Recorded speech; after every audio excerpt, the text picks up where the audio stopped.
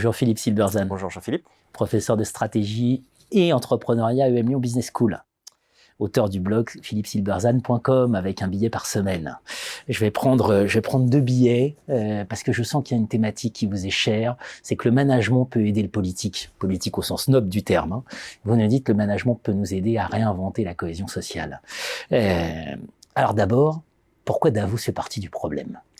Alors Davos, grand sujet, hein, c'est inépuisable, c'est la cible favorite des populistes. Et effectivement, Davos fait partie du problème. Alors, pour simplifier un peu, mais Davos, on a des gens qui arrivent en jet dans une magnifique station suisse, qui expliquent qu'il faut sauver la planète. Qu'il faut faire beaucoup de sacrifices. Il faut faire beaucoup de sacrifices. Les autres, hein, pas eux. Et ensuite, qui rentrent chez eux en jet privé, habiter dans leur appartement à New York, etc. Alors, c'est un peu caricatural, mais il y a de ça. C'est-à-dire que on a la situation dans laquelle une élite demande des sacrifices, mais n'en paye pas le prix. Et ça, c'est le pire qui puisse arriver, c'est-à-dire que, alors on connaît tous le fameux grande responsabilité, enfin grand pouvoir, grande responsabilité, et là on a un grand pouvoir sans aucune responsabilité. Ou autrement dit, les sacrifices qu'on va demander sont pour les autres. Et là on gagne à tous les coups parce qu'on se met dans une position moralement irréprochable. On va sauver la planète, on va aider les pauvres, etc. Donc c'est moralement irréprochable, et tous les sacrifices vont être payés par les autres. Et alors, évidemment, moralement c'est quand même questionnable. Ça pose ensuite une question de ces élites qui ont du pouvoir, mais qui délaissent leurs responsabilités, c'est-à-dire le coût associé à ce pouvoir. Et ça nourrit le populisme. Et puis après, effectivement, ce qui nourrit également le populisme, c'est que ces sacrifices sont demandés sans prendre en compte les problèmes que ça pose. Alors pour donner encore une fois une caricature, hein, quand on interdit le centre-ville au diesel, effectivement c'est logique, le diesel ça pollue, etc. Il n'y a pas de débat là-dessus. Sauf que qui conduit des vieilles voitures diesel, c'est les pauvres en général, ou des artisans. Et donc on va leur interdire l'accès au centre-ville, ça va rendre leur vie beaucoup plus difficile, et on ne leur propose pas d'autres solutions. Et donc, on a au départ un vrai problème, la pollution, le climat, etc., sur lequel il n'y a pas de débat. Le débat, il porte sur ce qu'on fait, et on a des gens qui préconisent des solutions sans en payer le prix.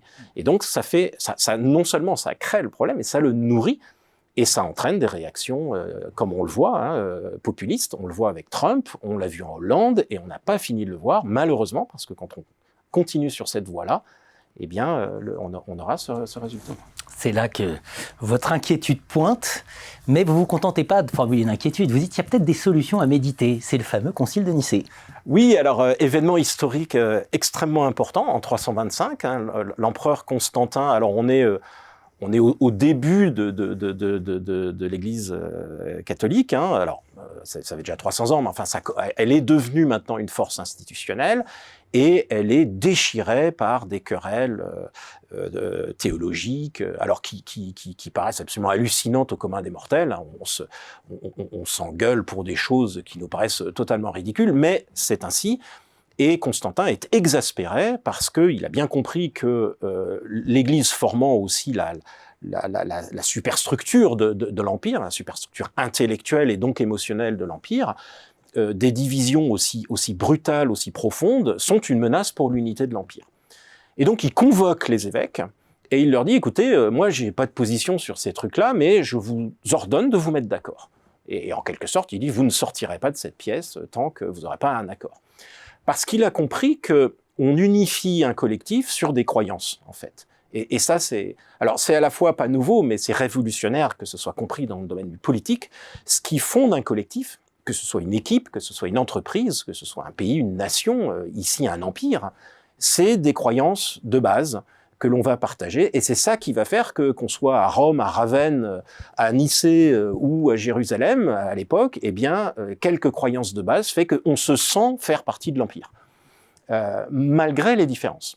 Et c'est cette capacité à unir malgré les différences, qui est extrêmement puissante, que Constantin a comprise, et qui donnera son unité. Alors, nos évêques retomberont très rapidement dans les querelles parce qu'ils sont ainsi faits, mais quand même, ça donnera une unité très forte, et c'est une intuition politique très profonde de Constantin.